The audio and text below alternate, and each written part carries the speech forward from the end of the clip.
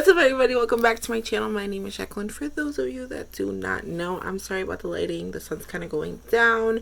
I'm wearing the same shirt as, I don't know if it was last week or a couple weeks ago. I don't know when I'm going to put this up, but I'm filming on the same day.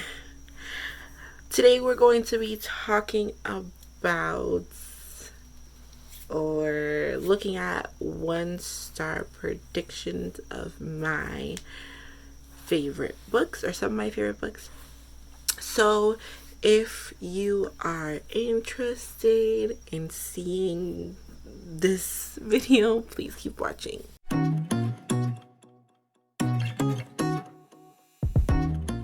So let's start with my all-time favorite book, which is Great Expectations by Charles Dickens. Let me look it up here. And these are on Goodreads. So if you don't know, Great Expectations is a classic. It's by Charles Dickens, and it's basically about this boy named Pip who is very, very poor. Both his parents have passed away. He's being raised by his sister and her husband. His sister is kind of abusive, and he goes after he steals something for a escaped prisoner that he meets in the graveyard while he's visiting his parents.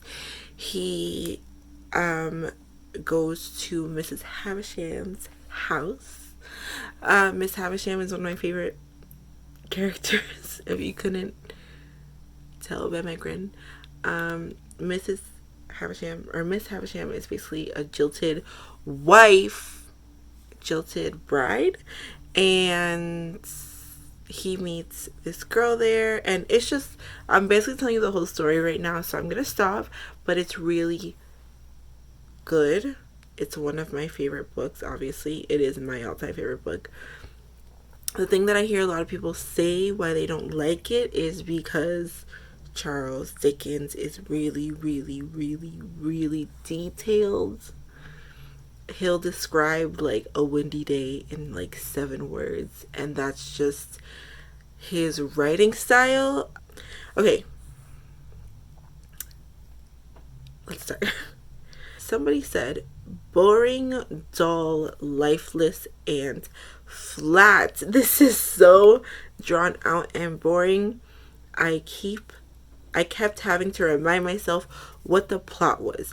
Best to get someone else to sum up the story rather than undergo the torture of reading it. What? Oh, I can understand because of what I said. This goes back to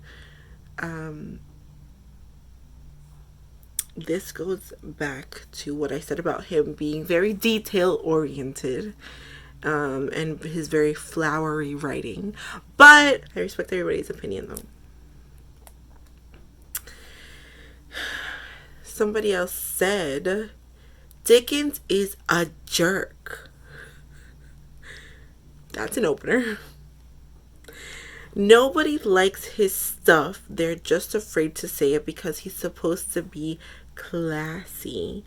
The man got paid by the word, for crying out loud. Imagine if I got paid to write marching band drill by the dot. I don't understand that. I would write a page for every 4 counts of music. What would I produce? A ridiculous tome that nobody... Tome? Is it pronounced tome? A ridiculous tome. Tome? I don't know how to pronounce it. I'm gonna go with tome. A ridiculous tome that nobody will ever get through, and if they did, it would be way too hard and too much work. And of course, if you actually did it, you would have to say that it was wonderful. Otherwise, you'd look like an idiot. Like when you buy a new car and somebody asks if you're happy with it. Nobody says, no, I just spent 30 grand on this pile of crap. Thus concludes my critique on Dickens. Those of you young enough can feel can feel free to plagiarize it for your college essays. My goodness! I mean, yes, he was paid by Word, but a lot of people were back in the day. Same for the person who wrote, what is that book? Same for the person who wrote, what is that book? Oh, The Count of Monte Cristo. What's his name?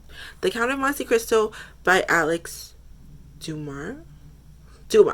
He was also paid by the Word, and yes, his book was very lengthy, but I enjoyed the abridged version more. I didn't like the original. I had to wade through this for year 12 English, senior, yeah, senior in high school. Loathed the whole way through and can't understand the enthusiastic praise it always seems to receive. I don't get it. What's to like? The story centers around a completely unlikable twit, Pip, and a stone cold bitch, the girl who I can't remember her name right now, surrounded by a further cast of such extreme eccentrics that you're left wondering where all the normal people went. Actually, Dickens in general gets on my nerves. I don't enjoy his writing style at all. His humor is clucky and obvious. I can always see all the places where I'm supposed to laugh. He always seems to be reveling in the cleverness of his own wit. I like the eccentric people. I'm very eccentric. I feel like quote unquote normal characters are, I don't want to say boring, but I just feel like eccentric characters move the story forward. You know? Okay. I'm going to stop defending Great Expectations, and we're going to move on to another book, which is Hotel on the Corner of Bitter and Sweet by Jamie Ford. Jamie Ford is one of my favorite authors. I have read a couple of other things by him. The 1 stars, I obviously give this 5 stars. The 1 stars don't seem to be that much, so we're just gonna pick one. No. Just no. I had pretty much decided to abandon this book unfinished when I received notification that the audiobook I had requested from the library was now available for download. Well, that clinched it.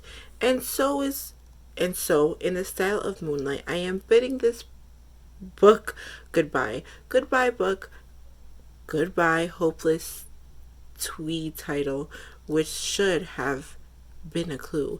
Goodbye, awkward dialogue, and goodbye, emotional manipulation. Goodbye, poor, clinched, struggling immigrant adolescent Henry. Goodbye, clearly doomed age inappropriate romance. Goodbye, Henry's efforts to dodge the one-dimensional evil bullies.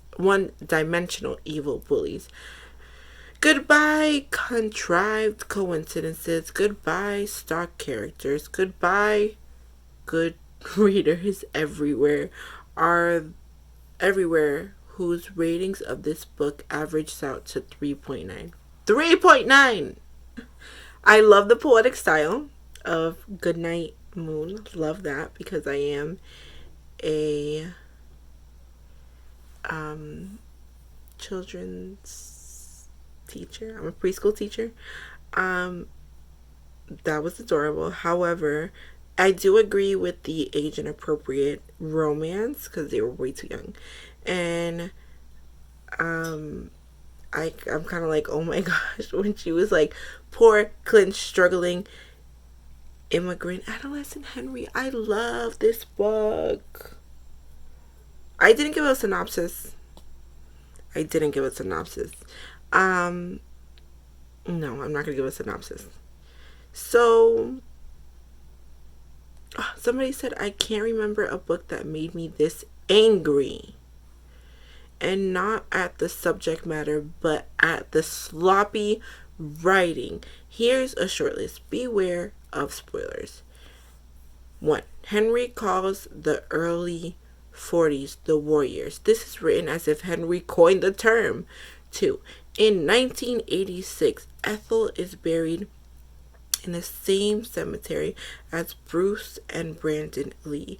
Brandon did not die until 1993.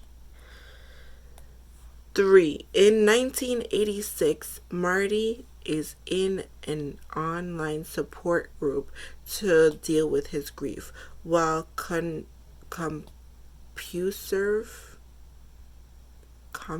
existed then. I'm sure online support groups did not or were not widespread. That's a very good point, actually. 4. Henry's father speaks Cantonese, but his dialect is written as if translated to Pidgin English. I don't even remember what number we're on. Next, Rainer Elementary is an exclusive prep school, not a Catholic school. Usually, only public schools use the term elementary. Private schools use terms such as school or academy. Okay, so basically she's just like nitpicking everything. Like I said, I accept everyone's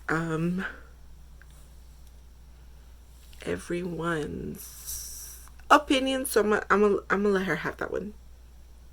She did make some good points though. Next, we are going to read the reviews for Bared to You.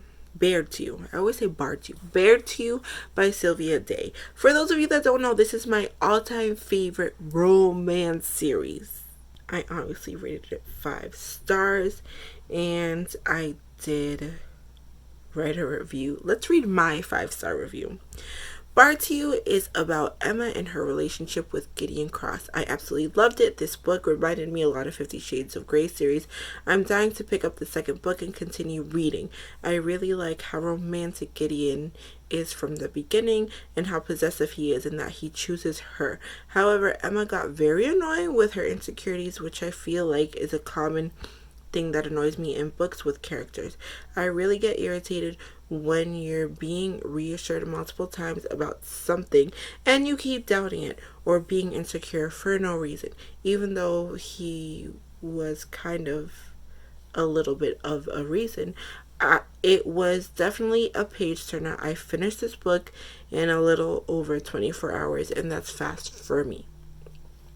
Loved this. Even though I just finished it and I definitely already have a book hangover, I wish I owned the second book, which I did end up buying the second book and the rest of the books in the series that same night. But, so yeah, it's about this girl, Eva, who moves to New York. Gideon basically owns most of New York at this point. He owns restaurants here, he owns these buildings over here, and she ends up working in one of his buildings, not for him, but in his buildings in another office, and they meet by chance. They fall in love. Alrighty, here we go. Fell short of my expectations. I really wanted to like this book. The first few chapters held promise for me. I felt as though it was well written and had good dialogue. There are terrific reviews, and I picked it up after just having finished 50 Shades of Grey. I assumed it would be everything I was searching for in my next read, but for me, it fell short. My biggest issues were being unable to connect with Gideon at all, and I didn't find that the characters ever came alive. I never felt that the book explains what made Eva so different in Gideon's eyes, or why he had an immediate obsession with her. They used sex instead of talking through their horrific issues, and it seemed to fix everything and nothing at the same time. I don't mind a steamy read, but I have to be emotionally connected to a story in order to appreciate it. And with this book, I just wasn't. I know there's a sequel, which obviously will explain more of Gideon's character, but I just hate finishing an entire book feeling as though I don't know one of the lead characters.